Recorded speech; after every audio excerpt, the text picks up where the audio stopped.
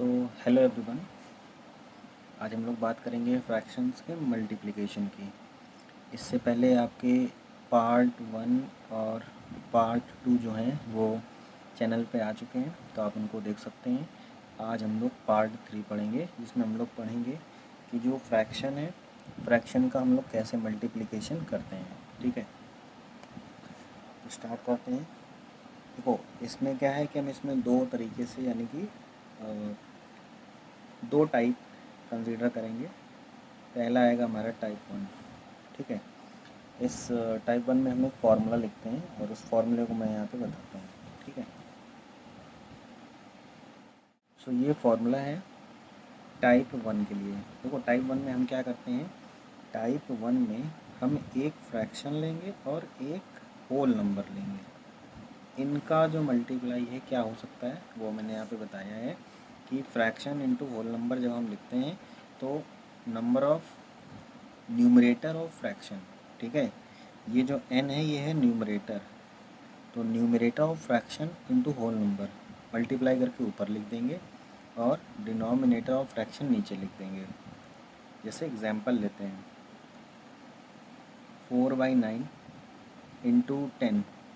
तो हम लोग यहाँ पे क्या करेंगे, फॉर्मूले के अकॉर्डिंग न्यूमरेटर ऑफ फ्रैक्शन जो कि हमारा 4 है इंटू होल नंबर जो कि हमारा 10 है, और divided by denominator of fraction जो कि हमारा 9 है। इसको सॉल्व कर लेंगे तो 40 divided by 9 is the final outcome. ठीक है, समझ में आया होगा।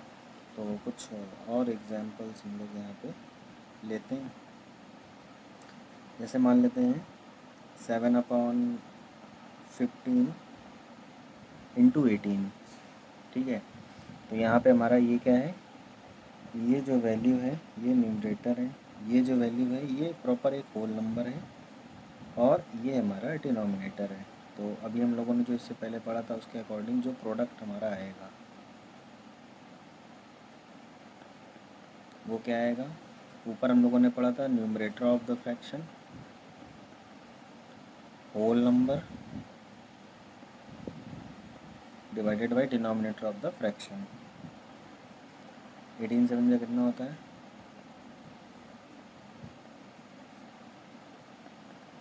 ठीक है। इसको आप 3 से काट सकते हो। 3 से ये 4 बार में 3 4 ज़ा 12, 3 2 ज़ा 6 और 3 5 ज़ा 15। तो ये आ सकता है। बाकी ये आपने इससे पहले जो दो पार्ट पढ़े हैं उसमें आपने पढ़ा होगा कि यहाँ पे ये एक इम्प्रॉपर फ्रैक्शन है क्योंकि न्यूमरेटर बड़ा है और डिनोमिनेटर छोटा है। तो हम इसको मिक्स में कन्वर्ट करेंगे। मिक्स में कन्वर्ट करके इसको लिखेंगे होल नंबर 8 2/5। ठीक, ये सब चीज़ें हम थोड़ा अब इसलिए डायरेक्ट बता रहे हैं क्योंकि हम ये सब पहले बता चुके हैं। कुछ एग्जांपल्स और लेते हैं ताकि आपके दिमाग में डेटा बहुत अच्छे से फीड हो जाए। जैसे होल नंबर 2 3/8 इंटू 25। अभी आपके सामने ये दिख रहा होगा। ठीक है, सबसे पहले हम इसको क्या करेंगे, हम इसको मिक्स फ्रैक्शन से इम्प्रॉपर फ्रैक्शन में कन्वर्ट करेंगे। ठीक है, तो ये हो जाएगा, एक बार हम फिर से बता देते हैं, 8 into 2 plus 3 divided by 8 into 25। 8 into 2 16 और 16 प्लस 3 19। 19 divided by 8 into 25। अभी आपने क्या पढ़ा है कि ऊपर क्या लिखते हैं, numerator of the fraction into whole number divided by 8। 19 into 25 करेंगे। ठीक है, अच्छा, इसको करने का भी एक स्पेशल ट्रिक है। हम इसको यूज़ कर सकते हैं distribution law under subtraction. 19 into 25 लिखा है, इसको हम 20 - 1 इंटू 25 लिख सकते हैं। और 25 का 20 मल्टीप्लाई होगा तो 500 आ जाएगा, और ये 25 मतलब कि ये आ जाएगा 475 डिवाइडेड बाई 8। अब इसको आप मिक्स फ्रैक्शन में कन्वर्ट कर सकते हो। 8 × 5 = 40, मतलब 8 × 5 = 40 7 बचेगा, 5 उतारेंगे 75 हो जाएगा। 8 9 ज़ा 72, 3/8। अब ये मैं इसलिए डायरेक्ट बता रहा हूँ क्योंकि मैंने पार्ट 1 पार्ट 2 इनमें बहुत डिटेल में इसकी बात की है। तो अगर आपको ये अच्छे से सीखना है तो आप प्रेफर कर सकते हैं पार्ट 2 में ज़्यादा अच्छे से बात हुई है। ठीक है, सो अब हम लोग बढ़ते हैं इसके टाइप 2 के बारे में।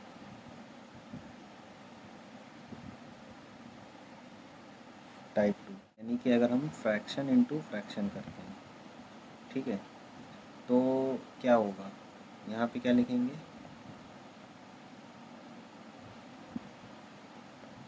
प्रोडक्ट ऑफ न्यूमरेटर, यहाँ पे लिखेंगे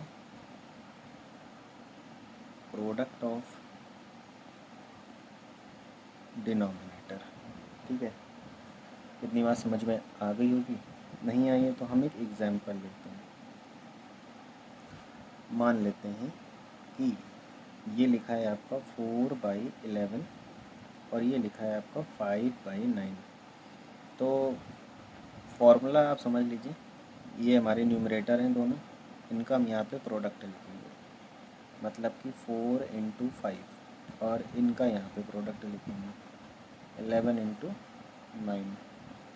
4 × 5 हमारा 20 हो जाएगा, 11 × 9 99 हो जाएगा। इसके बाद अब आप गेस कर सकते हैं कि यहाँ पे आपका न्यूमरेटर छोटा है, डिनोमिनेटर बड़ा है। दैट मीन्स ये हमारी क्या है, एक प्रॉपर फ्रैक्शन है, और दूसरी चीज़ ये ऑलरेडी क्या है, रिड्यूस्ड फॉर्म में है। ये दोनों बातें हमारी यहाँ पे सही हैं, तो यही हमारा एक फाइनल आंसर हो जाएगा। ये सब चीज़ें आपने पार्ट 2 में बहुत ध्यान से पढ़ी होंगी, और ये भी। ठीक है, तो टाइप 2 के कुछ और एग्जांपल्स की हम लोग बात कर लेते हैं। इस वाले में ज़्यादा प्रॉब्लम वाली बात नहीं है, इसमें बहुत बेसिक आपको सिखाया जा रहा है, क्योंकि ये हार्ड है नहीं। अच्छा, थोड़ा सा लेवल हार्ड कर लेते हैं। 3 होल 4/7 इंटू 9/10। अब आप बताइए, इसका इसमें मल्टीप्लाई करेंगे, जो आएगा इसमें ऐड कर देंगे। 7 × 3 कितना हो जाएगा, 21। 21 + 4 25 डिवाइडेड बाई 7 इंटू 9/10। इन दोनों का आप मल्टीप्लाई पहले कर लीजिए, तो 25 × 9 कितना हो जाएगा, 225। 7 × 10 कितना हो जाएगा, 70। अभी दोनों नंबर 5 से कट रहे हैं, क्योंकि 5 की आपने अब अगर डिविजिबिलिटी पढ़ी होगी तो उसमें ये बताया जाता है कि जो यूनिट डिजिट है, किसी भी नंबर का यूनिट डिजिट 0 या 5 हो तो वैल्यू हमारी 5 से कट जाएगी। ये सब आपने सीखा होगा। तो ये देखिए, यहाँ पे 5 है यूनिट डिजिट, यहाँ पे 0, दोनों ही कट रहा है, 5 से कट जाएगा। 5 4 ज़ा 20, और 5 उतर जाएगा तो 5 से जाएगा 5 टाइम में, 5 से 1 टाइम में जाएगा, 2 बचेगा, 5 से 4 टाइम में जाएगा। ठीक है, अब ये वैल्यू किसी से कटेगी नहीं, तो इसको होल नंबर में बदल लेंगे। ये हमारा फाइनल आंसर है।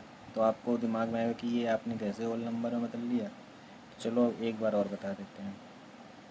हमने क्या किया, हमें इसको होल नंबर में बदलना है, तो हम क्या करेंगे, 14 से 45 में डिवाइड देंगे। 14 की टेबल आप 3 टाइम पढ़ लेंगे तो 42 आ जाएगा। ये तो कट जाएगा, यहाँ पे 3 बचेगा। अब ये हमारा रिमाइंडर है, ये हमारा क्वोशिएंट है, ये वैल्यू हमारी डिवीज़र है। ठीक है, तो यहाँ से लिखते कैसे हैं, फॉर्मेट क्या कहता है कि यहाँ पे आपको क्वोशिएंट लिखना है, यहाँ पे आपको रिमाइंडर लिखना है, और यहाँ पे डिवीज़र। तो आप देखेंगे कि हमारा 3 क्वोशिएंट है, वो जो मैंने यहाँ लिखा हुआ है। इसके बाद 3 ही हमारा रिमाइंडर है, जो कि मैंने यहाँ लिखा हुआ है, और 14 हमारा डिवीज़र, जो कि मैंने यहाँ लिखा हुआ है। तो ये हमारा वे है लिखने का।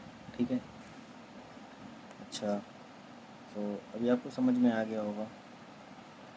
तो अभी यहाँ पे हम लोग क्या करते हैं, एक और बेसिक सा कॉन्सेप्ट है, उसको सीख लेते हैं। कॉन्सेप्ट क्या है, ये आपको पहले ही सिखाया जा चुका है पार्ट 2 में, एक बार फिर से रिकॉल करा देते हैं। देखिए सबसे पहले आप क्या करेंगे, जब आपका आंसर आता है तो आंसर में सबसे पहले हम क्या चेक करते हैं कि ये हमारी रिड्यूस्ड फॉर्म है या नहीं। अगर आंसर आपका फ्रैक्शनल फॉर्म में है तो चेक करेंगे रिड्यूस्ड फॉर्म है कि नहीं। रिड्यूस फॉर्म में लाने के बाद हम चेक करते हैं कि वो प्रॉपर फ्रैक्शन है या इम्प्रॉपर फ्रैक्शन है। अच्छा, प्रॉपर फ्रैक्शन की पहचान क्या होती है, इसमें न्यूमरेटर छोटा होता है, डिनोमिनेटर बड़ा होता है। लेकिन अगर वो प्रॉपर फ्रैक्शन है तो यही हमारा फाइनल आंसर है, मतलब इसके आगे हमें कुछ नहीं करना है। लेकिन अगर हमारा इम्प्रॉपर फ्रैक्शन है, चेक कैसे होगा, न्यूमरेटर बड़ा होगा, डिनोमिनेटर छोटा होगा, तो फिर हम इसको क्या करेंगे, मिक्स्ड फ्रैक्शन में कन्वर्ट करेंगे और वही हमारा आंसर होगा। इतनी बात समझ में आ गई होगी। तो ये जो है ये वो मेथड है जो भी हम इतनी देर से करते चले आ रहे हैं, ठीक है।